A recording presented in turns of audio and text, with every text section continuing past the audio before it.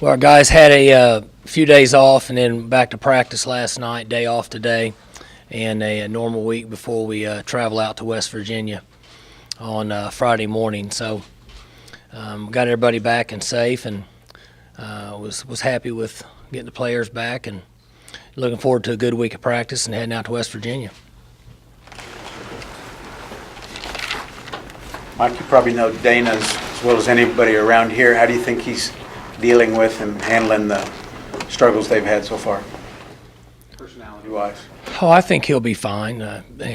Obviously they're a long ways away from us, so we don't get much on them, and I don't really pay much attention to what's going on outside of our program. So, without speaking for him, it's a learning process I think that most of us go through in being a head coach. Speaking of long ways away, is it hard to wrap your head around the fact that you're going halfway across the country for a conference game? Is that just college football in 2013? Oh, I think most people in this region, this part of the country, have a hard time with it. I think it's the future. I think there'll be some conferences come together and consolidate even more in the future. I don't know anybody can predict when and where, but with television money and the direction we're going, I would say that it could be the future. You were the preseason favorite in the Big 12. If I were to give you truth serum when you took this job in 2005, would you ever envision a time when you would be the preseason favorite in the Big 12? Oh, I don't know that I ever thought that far ahead. When I got the job, I thought that we had a huge task, and we were going to have to work diligently day by day, and never really put much thought into it until we started collecting some players that I felt like had the capability of playing in the NFL. And once we started to gather some of those guys on our team, in most cases, if you get good quarterback play and you have a few guys that are going to get picked in the draft, you have a chance to win your conference. You talk about Jeremy Smith and what his impact has been this year. He's maybe been a little under the radar, but he's obviously been very effective. Jeremy has played well for us, and he's been a good leader. And as we progress through the season and in conference play, he's going to have to carry the ball more, and you'll see him start to show up more statistically than what he has in preseason. What's been the biggest key to approaching these road games? You said on the conference call last night that it's just another road game going to West Virginia, but how do you prepare these guys to go well, because your Big 12 road success has been really good the last few years? Oh, I don't know that it's any different. Unfortunately, this will be our 6th out of our last 7 games that we're playing away from Boone Pickens. So I would hope that it's helped us some. If there is anything to gain from it, we've done it quite a bit lately. And, I think fundamentals, being simple, discipline and structure are important in playing on the road. And fortunately, we've had enough good players to weather the storm over the last few years. And you have to start fast. When you play on the road, you got to get going early in the game and try to take the crowd out of it. Jeremy said that you once referenced the movie 300 as far as just What's that? He said Jeremy Smith said you once referenced the movie 300 as kind of a road motivator. Well, and when you go on the road, there's, we'll travel with 70 players, give or take a few, and a staff, an airplane, a travel party will be total around 115. Then there's always some people on the plane that really aren't associated with us, that may work in the other side of the building. But when you get there, it's 100, 115 people against however many their stadium holds for the most part. So we've always challenged our team that way, and told them to come together as a group and play hard, and it gives them the best chance to win. Speaking about the road, Mike, do you give Mac Butler any parameters, like I want to stay about this far from the stadium? Just some general rules that you like about travel, or do you kind of let him bring the options to you? How does that work? Well, first off, Mac is probably as good as anybody in the business at what he does. And he comes to me a year in advance, and we discuss travel. It varies some based on kickoff time. But going to West Virginia, our options are limited.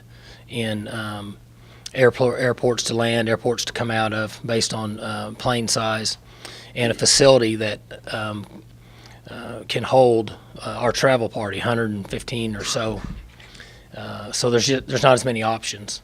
So, but we altered our plans just a little bit based on a early morning kickoff. I believe you were in Florida when you got the text saying that you were watching your sons play baseball, when you get the text that said, hey, OSU's the Big 12 favorite. You didn't need a, you arrived moment, because that would have happened in 2011 when you actually won the Big 12. But was it validation that the program is, kind of continues to stay around? Well, in August, I said I think that validates the people in this part of the country have a lot of respect for our football team. Certainly doesn't mean anything. You still have to play them all, because we were in that situation. And as I said, I felt like there were a couple years in the last 4 or 5 years that we had the best team, and we were picked third or second or whatever it may be. So I think that Oklahoma State's come a long ways in football and is starting to develop and build some tradition, but we still have a ways to go. You've had different offensive coordinators, different personalities between Fedora and obviously Dana and Monk, and even yourself. Got a lot of attention sitting on the trunk, mapping out series. You're listening on the headsets, but what kind of demeanor do you get from Yurcich during a game upstairs? Well, Mike is very calm, and they have good interaction together. We have smart coaches on our team. There's several guys on our coaching staff that are deserving of being coordinators that don't have that so-called title at this time. And it's important for both of our coordinators to interact with our other coaches and take advice and get information, and Mike does a nice job of that. We've had all different kinds here in many different ways, and I'm happy with the way Mike handles the game, his approach, and his demeanor on game day. You guys are 15 of 15 in the red zone so far this year with 15 touchdowns. What's been the key to having that type of success, and how much of it has Yurcich done anything differently as far as play calls, or just kind of how is that all? I think that our ability to run the football with the quarterback has helped those statistics. Obviously, Mike, just like a quarterback or a head coach, if you have success, he's going to get some credit. If you don't, he's going to get the blame. So, but as I mentioned earlier, I think that we have a wealth of knowledge on both sides of the ball, and those guys have had a good plan. And we'll know a lot more as we start to run through conference schedule here in the next few weeks of kind of where we're at in those areas and as a football team. Do you think that your pre-conference games help prepare you and your new coaches to gel with each other and get a good feel for each other and prepare for conference? Yeah, I thought that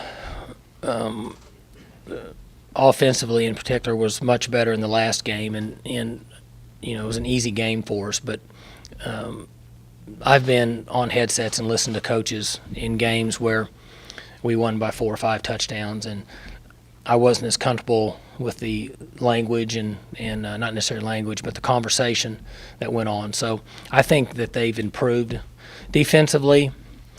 Glenn and Van had been here, and those guys have conversation, but not as much as what I'm accustomed to from an offensive side.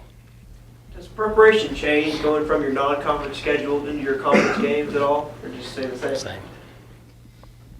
You mentioned Matt Butler. Here's another unsung hero. Your equipment guys have to get from point A to point B, and sometimes point B can be really far away. Yeah, they've got a lot of work. Wes Edwards is another guy that does a great job for us. We're very lucky to have a number of guys that work in those different fields that work very hard and kind of behind the scenes.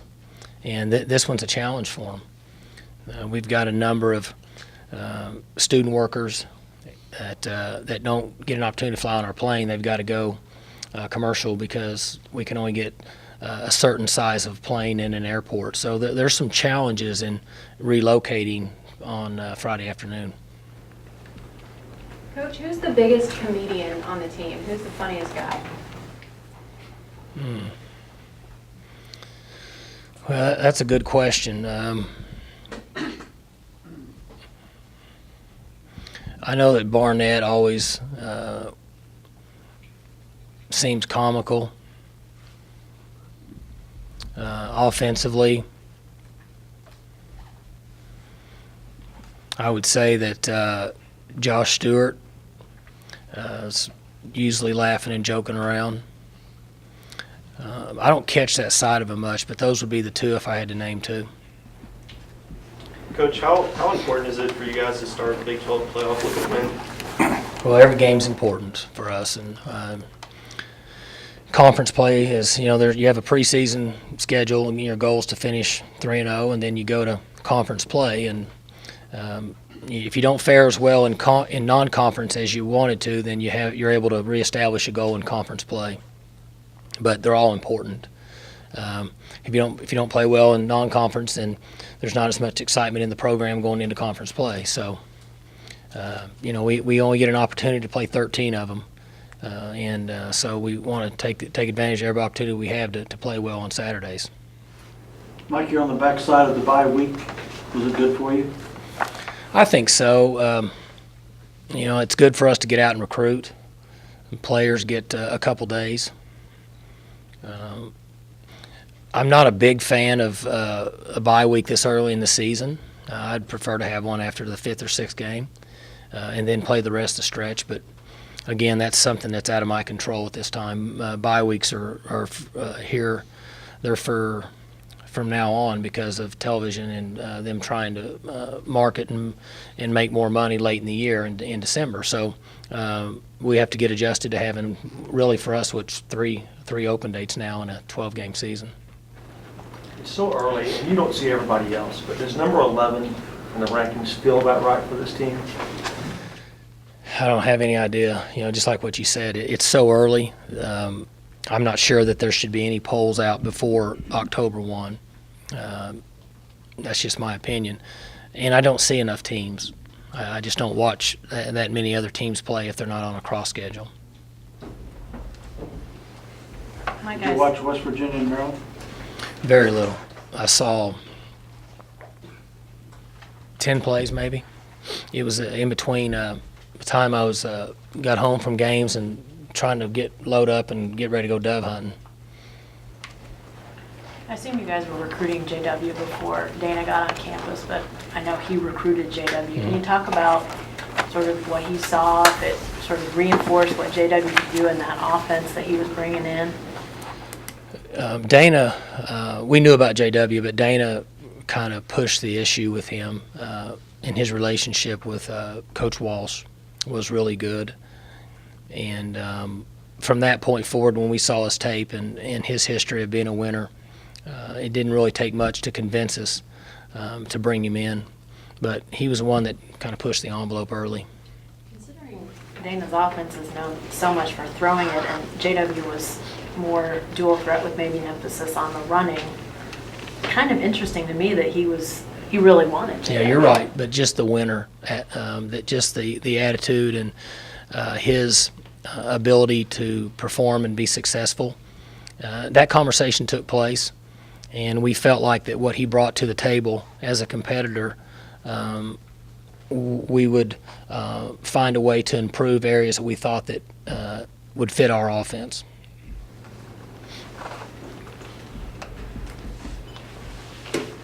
Good? All right. Thank you.